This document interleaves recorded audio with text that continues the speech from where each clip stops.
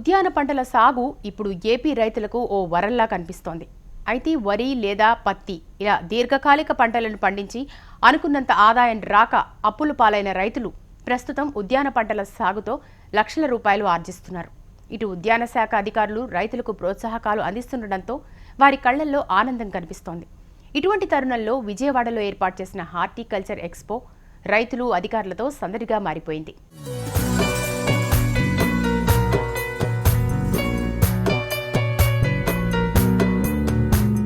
రాష్ట్ర విభజన తర్వాత ఏపీలో తొలిసారిగా హార్టికల్చర్ ఎక్స్పోను నిర్వహిస్తున్నారు వ్యవసాయ శాఖ అధికారులు. ముఖ్యమంత్రి చంద్రబాబు చేతుల మీదుగా ప్రారంభమైన ఈ ఎక్స్పో విజయవాడలోని లయోలా కళాశాలలో 5 రోజుల పాటు జరగనుంది. వ్యవసాయ శాఖ ఏర్పాటు చేసిన వివిధ రకాల స్టాల్స్ ని చూసేందుకు రైతులు పెద్ద సంఖ్యలో ప్రదర్శనకు తరలివచ్చారు.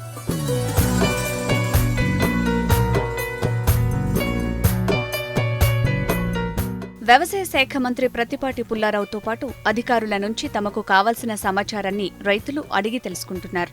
సాగులో కొత్తగా వచ్చిన పద్ధతులను, అందుబాటులోకి వచ్చిన టెక్నాలజీపై వారు అవగాహన చేసుకుంటున్నారు. అదేవిధంగా ఇప్పటికే ఆదర్శ రైతులుగా పేరొందిన కొంతమంది రైతులు సైతం ముఖ్యమంత్రి చేతుల మీదుగా అవార్డులు అందుకున్నారు. మరోవైపు ఏపీని హార్టికల్చర్ హబ్గా తీర్చిదిద్దేందుకు ఏపీ ప్రభుత్వం అన్ని విధాలా కృషి చేస్తోందని వ్యవసాయ శాఖ మంత్రి ప్రత్తిపాటి పుల్లారావు అన్నారు. రైతులు సాంప్రదాయ పంటల కంటే ఉద్యాన పంటల సాగుపై కూడా దృష్టి పెడితే మెరుగైన ఫలితాలు సాధించొచ్చని సూచించారు. హార్టికల్చర్ సాగులో ఏపీని దేశంలోనే నంబర్ 1 స్థానంలో ఉంచాలన్నది తమ ప్రయత్నమని మంత్రి స్పష్టం చేశారు. హార్టికల్చర్ 2016 ఎగ్జిబిషన్ మరియు మ్యాంగో కాంపిటేటివ్ షో ఈ రెండు కూడా విడిపోయిన తరువాత రాష్ట్రం తొలిసారి ఈ యొక్క ఎగ్జిబిషన్ షో నిర్వహించాము. దీనివల్ల ఏంటంటే అధునాతనమైనటువంటి టెక్నాలజీ రైతులకు అందిస్తున్నాం. ఎందుకంటే ఉద్యాన పంటలకు అవసరమైనటువంటి వ్యవసాయ ఆధునిక పనిముట్లు కానీ టెక్నాలజీ కానీ మొత్తం కూడా ఇక్కడ స్టాల్స్ రూపంలో పెట్టారు. మన రాష్ట్రంలో పండే రకరకాలైనటువంటి మామిడి పండ్లు ఇతర రాష్ట్రాల నుంచి కూడా మామిడి పండ్లు ఇక్కడికి వచ్చినాయి. వీటన్నిటినీ చూసి రైతుల్లో ఒక ఇన్స్పిరేషన్, ఇవి కూడా నేను పండించాలి అనేటువంటి ఆలోచన వాళ్ళలో కలుగజేయాలి. మంచి మామిడి పండ్లు పండించాలి, మంచి పండ్లు కూరగాయలు ఉద్యాన పంటల్ని ఏకరేజ్ పెంచేటువంటి ప్రయత్నం చేస్తున్నాం. ఉద్యాన శాఖ అందిస్తోన్న ప్రోత్సాహకాలు, పండిస్తోన్న వైవిధ్యకరమైన పంటల వల్ల ఉన్న తక్కువ పొలంలోనే ఎక్కువ ఆదాయం పొందుతున్నట్లు రైతులు చెబుతున్నారు. ఇంతకుముందు గతంలో తీసుకుంటే మేము ఏదో చిన్న చిన్న పంటలు టమోటా, పత్తి, కంది, మినుము ఇలాంటివి పంటలు వేసుకునేవాళ్ళం సార్. అప్పుడు చాలా నష్టం వచ్చింది పంటల్లో. మేము అధికారులు ఇచ్చిన సలహాలు సూచనలు తీసుకొని ఈరోజు పాలీ హౌస్లో 1/2 ఎకరంలో మేము బోర్ వేయించుకొని పూల సాగు చేసాం సార్. డెకరేషన్ ఫ్లవర్స్ 1/2 ఎకరంలోనే మేము 22 లక్షల లోన్ తీసుకున్నాం సార్. బ్యాంక్ లోను 15 లక్షలు సబ్సిడీ వచ్చింది సార్ మాకు.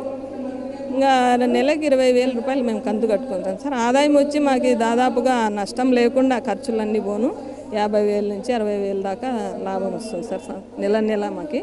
అంతేకాకుండా ఈ ఎక్స్పోలో వివిధ రకాల పంటల సాగులో అవలంబించాల్సిన పద్ధతులపై రైతులకు వ్యవసాయ శాఖ అవగాహన కల్పిస్తోంది.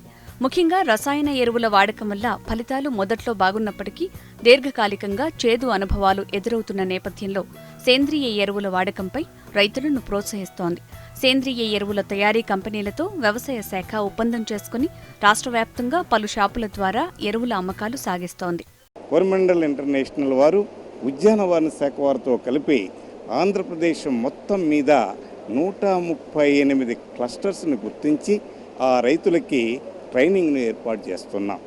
ముఖ్యంగా మొట్టమొదటిగా భూసార పరీక్షలు చేయించటం, ఏ భూములలో ఏ రకమైనటువంటి ఉద్యానవన పంటలను వేసుకుంటే రైతులకు లాభాలు వస్తాయనేటువంటిది తెలియజేయటం, ఆ పంటల మీద ఉన్నటువంటి అనుభవమైనటువంటి శాస్త్రవేత్తల చేత వారికి ట్రైనింగ్ ఇప్పించటం, ఇవన్నీ కూడా ముఖ్య ఉద్దేశాలుగా పెట్టుకున్నాం.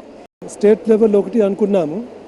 తర్వాత ఇప్పుడు ఇంకోటి మనం ఇప్పుడు కడియం నర్సరీ కోసం ఒకటి ఆలోచిస్తున్నాము, నర్సరీ ఎగ్జిబిషన్. ఇంకా ఫ్యూచర్లో డిస్ట్రిక్ట్ లెవెల్లో కూడా ఏ డిస్ట్రిక్ట్స్లో ఎక్కువగా వచ్చే పంటలు ఉన్నాయి అలాంటి పంటల మీద ఈ విధంగా మనం బాయర్ సెల్లర్స్ మీట్ వర్క్షాప్ అలాంటి ఏర్పాటు చేసుకుంటే అది బాగుంటుంది. అది కూడా మనం ఇంకా ప్లాన్ చేసుకుంటాము. ఉద్యాన పంటల సాగుకు సంబంధించి ప్రభుత్వం అన్ని విధాలా రైతుకు అండగా ఉంటుందని అధికారులు స్పష్టం చేస్తున్నారు. విత్తనాలు నాటిన దగ్గర నుంచి పండించిన సరుకును మార్కెటింగ్ చేసే వరకు అన్ని రకాల వసతులు ఒకే చోటకు చేర్చేందుకు తాము కసరత్తు చేస్తున్నామంటున్నారు. తొలిసారిగా ఏపీలో హార్టికల్చర్ ఎక్స్పోను ఏపీ ప్రభుత్వం నిర్వహిస్తోంది. ఎవరైతే ఉద్యాన పంటలు సాగు చేస్తారో ఆ రైతుకు ప్రభుత్వం అన్ని విధాలుగా అండగా ఉంటానంటుంది. తొలి 3 సంవత్సరాల పాటు అన్ని విధాల ప్రోత్సాహకాలు అందిస్తున్న ఏపీ ప్రభుత్వం రాబోయే రోజుల్లో ఉద్యాన పంటల సాగులో ఏపీని నెంబర్ 1 చేస్తానని ధీమాగా చెప్తోంది.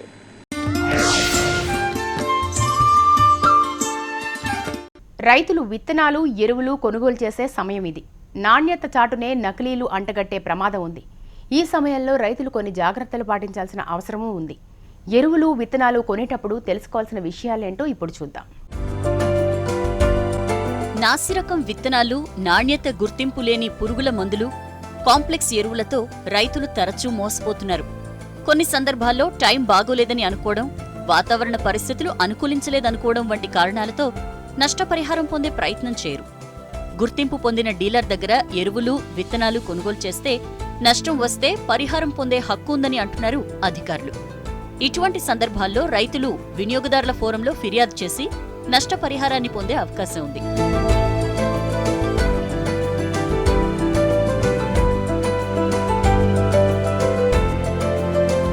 రైతులు అన్ని సందర్భాల్లో పరిహారం పొందొచ్చు. పరిహారం పొందడానికి రైతుకు అనుకూలంగా ఉండే అంశాలేంటని దగ్గరగా చూస్తే, విత్తనం తగిన సమయంలో మొలకెత్తకపోయినా, ఎదుగుదల బాగానే ఉండి దిగుబడి రానప్పుడు వినియోగదారుల ఫోరాన్ని ఆశ్రయించొచ్చు. విత్తన నాణ్యత విషయంలో ఎలాంటి సందేహం ఉన్నా విత్తన శుద్ధి తనిఖీ అధికారికి ఫిర్యాదు చేయొచ్చు. నాసిరకం విత్తనాలు తయారు చేసిన వారికి, అమ్మిన దుకాణదారుడికి రైతులు నోటీసులు జారీ చేయాలి. పంట కోయడానికి ముందే ఈ చర్యలు చేపట్టాలి.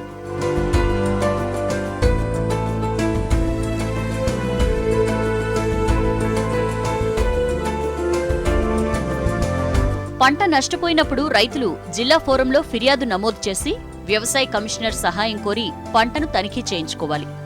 ఫిర్యాదు చేసిన రైతుల భూమికి పక్కనే ఉన్న పొలాల్లో వేరే విత్తనాలు సాగు చేసిన పంటతో ఈ పంటను వ్యవసాయ కమిషనర్ పోల్చి తేడాలను వినియోగదారుల ఫోరానికి చూపిస్తారు.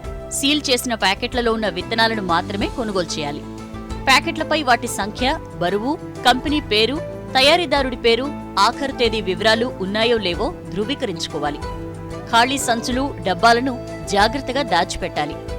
నష్టపరిహారాన్ని కోరాల్సిన సమయంలో ఖాళీ సంచులు, డబ్బాలు వారి క్లెయిమ్ను నిరూపించేందుకు సాక్ష్యాలుగా ఉపయోగపడతాయి. కొన్ని నమూనా విత్తనాలను జాగ్రత్తపరిచి ఉంచడం ద్వారా అవసరమైతే వాటిని న్యాయస్థానంలో చూపించి విత్తన నాణ్యత విషయంలో వచ్చిన వివాదాన్ని పరిష్కరించుకోవడానికి విశ్లేషణ కోసం పంపొచ్చు.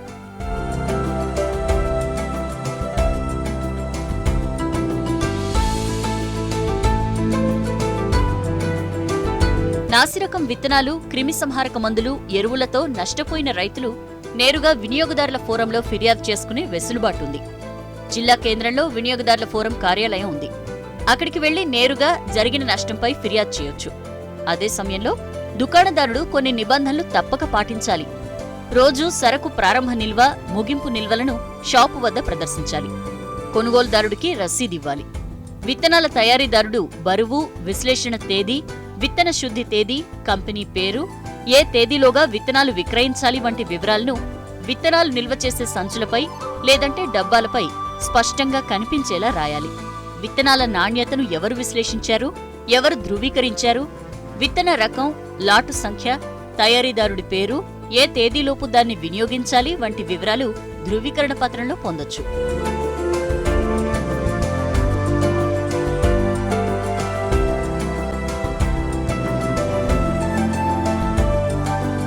తయారీదారుడు విక్రయించే ప్రతి బ్యాచ్ నుంచి ఒక నమూనాను తనిఖీ కోసం తీసి భద్రపరచాలి. ఏవైనా ఫిర్యాదులు వస్తే తనిఖీ అధికారి వాటిని సేకరించి దాన్ని మరోసారి విశ్లేషించాలి.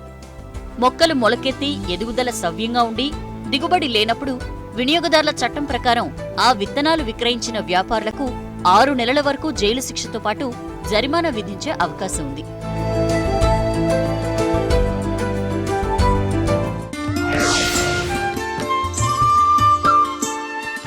ఆంధ్రప్రదేశ్లో కోళ్ల పరిశ్రమకు ఊపిరిచ్చేలా రాష్ట్ర ప్రభుత్వం నూతన ప్రోత్సాహక విధానాన్ని తీసుకొస్తోంది.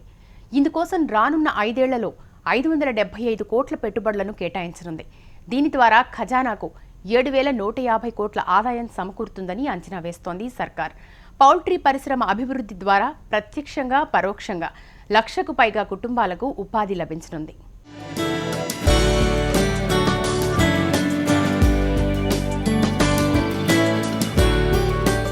మాంసం, గుడ్ల ఉత్పత్తి వ్యయం పెరగటం, నియంత్రించలేని వ్యాధులతో కొంతకాలంగా కోళ్ల పరిశ్రమ తిరోగమనంలో ఉంది. వందల సంఖ్యలో రైతులు ఆర్థిక సంక్షోభంలో ఉన్నారు. కోళ్ల పరిశ్రమను రక్షించాలన్నా, అందరికీ సులువుగా పౌష్టికాహారం అందాలన్నా సమగ్రమైన ప్రోత్సాహక విధానం ఉండాలి. అందుకే ఆంధ్రప్రదేశ్ రాష్ట్ర ప్రభుత్వం ఇప్పటికే వెలువరించిన ఆహార శుద్ధి, పరిశ్రమల ప్రోత్సాహకం విధానాల్ని కూడా దీనికి వర్తింపచేస్తూ కొత్తగా కోళ్ల పరిశ్రమ ప్రోత్సాహక విధానాన్ని తీసుకొస్తోంది.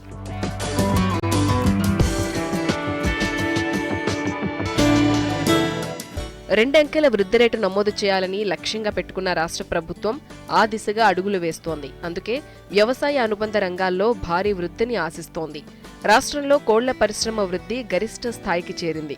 ఇకపైనా భారీగా వృద్ధి నమోదు చేయాలంటే స్థానికంగా వినియోగం పెంచాలి. మాంసం, గుడ్ల ఎగుమతులు అధికం చేయాలి. ఉత్పాదకత పెంచేందుకు నూతన మార్గాలను అనుసరించాలి అని కోళ్ల పెంపక ప్రోత్సాహక విధానం పేర్కొంది.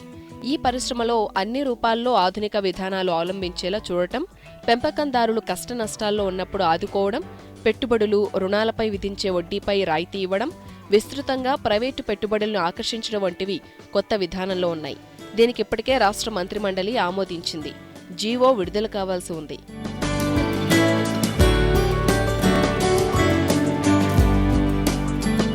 ఇప్పటికే గుడ్ల ఉత్పత్తి వినియోగం కన్నా మిగుల్లో ఉండటం వల్ల స్థానికంగా వినియోగం అధికం చేయడంతో పాటు ఇతర దేశాలకు ఎగుమతులు పెంచాలంటే ఎగ్ ప్రాసెసింగ్ యూనిట్లు అవసరం. ప్రతిపాదిత ఫుడ్ పార్కుల్లో ప్రభుత్వ, ప్రైవేటు భాగస్వామ్యం రూపంలో వీటిని ఏర్పాటు చేయాలి. రుణంపై వడ్డీ రాయితీ ఇవ్వాలి. కోళ్ల పరిశ్రమ కోసం ఏర్పాటయ్యే ఆహార శుద్ధి యూనిట్లు, శీతలీకరణ యూనిట్ల ఏర్పాటుకు తీసుకున్న రుణంపై చెల్లించే వడ్డీపై వాటి వాణిజ్యపరమైన కార్యకలాపాలు ప్రారంభమైన తర్వాత 5 ఏళ్ల వరకు రాయితీ ఇవ్వాలి. కేంద్రీకృత గుడ్ల సేకరణ కేంద్రాలు, ప్రైమరీ ప్రాసెసింగ్ సెంటర్లు, ప్రైమరీ కలెక్షన్ సెంటర్ల ఏర్పాటుకయ్యే పెట్టుబడిపై రాయితీ, కోళ్ల ఫారాల ఏర్పాటుకు తీసుకునే రుణంపై 7% మించి వసూలు చేసే వడ్డీని రాష్ట్ర ప్రభుత్వం భరించడం, ప్రకృతి వైపరీత్యాలు సంభవించినప్పుడు కోళ్ల రైతులు తీసుకున్న రుణాల్ని రీషెడ్యూల్ చేసేలా కేంద్రానికి సిఫార్సు చేయాలి.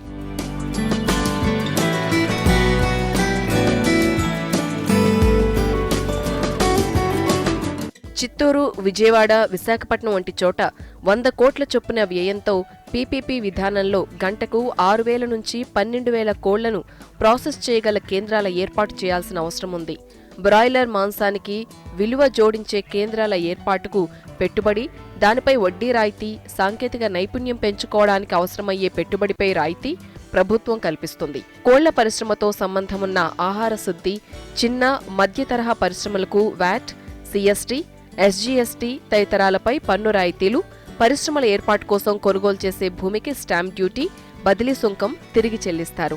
షెడ్లు, భూమి, భవనాలు లీజుకు తీసుకున్నప్పుడు చెల్లించే స్టాంప్ డ్యూటీ, తనఖా రుసుం తదితరాలు 6 నెలల్లో తిరిగి చెల్లిస్తారు. అంతర్జాతీయ ట్రేడ్ ఫెయిర్లు, నాణ్యతా ధృవపత్రం, పేటెంట్ రిజిస్ట్రేషన్ తదితరాలకయ్యే ఖర్చుల్లో రాష్ట్ర ప్రభుత్వం కొంత భరించనుంది. గుడ్లు, మాంసం ఎగుమతి చేసేందుకు ఆహార శుద్ధి కేంద్రాల నుంచి నౌకాశ్రయాల వరకు రోడ్డు రవాణాకయ్యే వ్యయంలో సబ్సిడీ కేటాయింపుతో పాటు రవాణాకు వాడే రీఫర్ వ్యాన్ల కొనుగోలుకు సాయం అందించనుంది. వాణిజ్యపరంగా దాణా ఉత్పత్తి చేసే మిల్లులకు మినహా మిగిలిన కోళ్ల పరిశ్రమకు సంబంధించిన యూనిట్లకు విద్యుత్ ఛార్జీల్లో రాయితీ వర్తింపచేయడం, ప్రభుత్వం అన్ని రూపాల్లో సమకూర్చుకుంటున్న విద్యుత్ సగటు ధరను చెల్లించేలా గతంలో ఇచ్చిన జీవో అమలు చేయనుంది.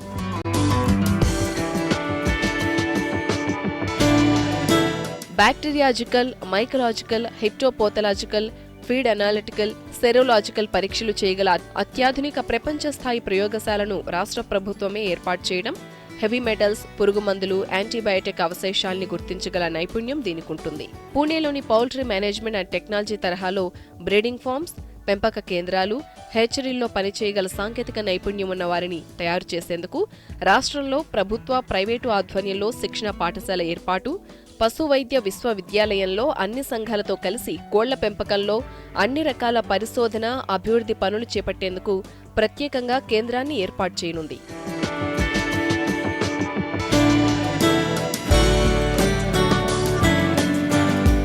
కోళ్ల ఎరువు నుంచి విద్యుత్ తయారీ కేంద్రాలు, కోళ్ల ఎరువును సేంద్రియ ఎరువుగా మార్చే కేంద్రాల ఏర్పాటుకు సాయం అందించనుంది. మధ్యాహ్న భోజనం, అంగన్వాడీల్లో ఇచ్చే ఆహారంలో గుడ్డును తప్పనిసరి చేయడం ద్వారా వినియోగాన్ని భారీగా ప్రోత్సహించనుంది. మొక్కజొన్న, సోయాబీన్ పంటల సాగు పెరిగేలా రైతులకు ప్రోత్సాహకాలనివ్వడం, కోళ్ల పెంపకం కేంద్రం ఏర్పాటుకు అవసరమయ్యే అనుమతుల్ని ఏకగవాక్ష విధానం ద్వారా ఇవ్వడం, పెరటి కోళ్ల పెంపకంలో వనరాజ, గ్రామప్రియ వంటి రకాల్ని విస్తృత స్థాయిలో ప్రవేశపెట్టనుంది. కోళ్లకు వివిధ రకాల వ్యాక్సిన్లు వేసేందుకు డ్వాక్రా సంఘాల సభ్యులకు శిక్షణ ఇవ్వనుంది.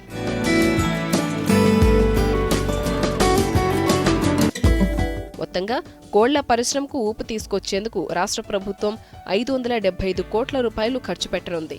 ఈ రూపంలో సర్కార్ ఖజానాకు 7,150 కోట్ల ఆదాయాన్ని అంచనా వేస్తోంది. అంతేకాకుండా ప్రత్యక్షంగా 1,68,000 కుటుంబాలకు, పరోక్షంగా 6 లక్షల కుటుంబాలకు ఉపాధి దొరుకుతుందని భావిస్తోంది.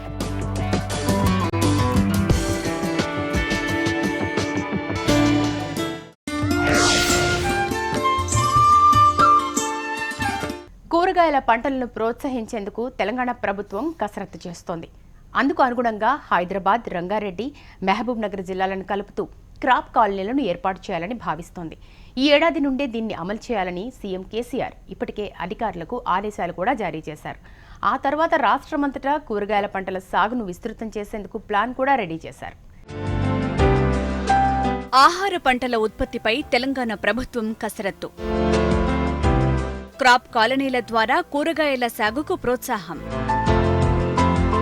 హైదరాబాద్, రంగారెడ్డి, మహబూబ్ నగర్ జిల్లాలో క్రాప్ కాలనీల ఏర్పాటు.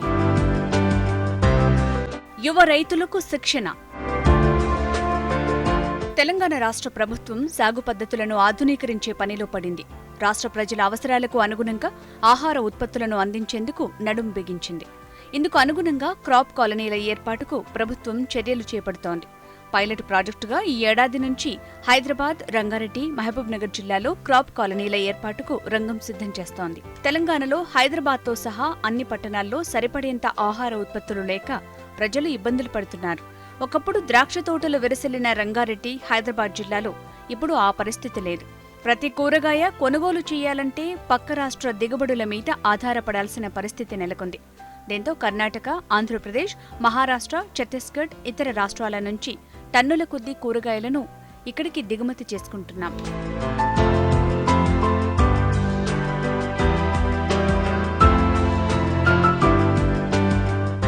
హైదరాబాద్ జనాభా 1 కోటికి పైనే ఉంది. ఇంతమందికి సరిపడే కూరగాయలు, ఆహార ఉత్పత్తులు అందించేందుకు మార్కెట్లో సరైన సౌకర్యం లేదు. ఒక్క భాగ్యనగరంలోనే 5 లక్షల టన్నుల కూరగాయలు అవసరం. కానీ కేవలం ఖరీఫ్ సీజన్లో 10 నుంచి 12 టన్నుల కూరగాయలు మాత్రమే ఉత్పత్తి అవుతున్నాయి. మిగతా కాలమంతా పక్క రాష్ట్రం నుంచే దిగుమతి చేసుకుంటున్నాం. దీంతో అన్ సీజన్లో కూరగాయల ధరలు మండిపోతున్నాయి. ఈ సమస్యను అధిగమించేందుకు రైతులను కూరగాయల పంటల సాగు వైపు ప్రోత్సహించేందుకు ప్రభుత్వం ప్రణాళికలు సిద్ధం చేస్తోంది.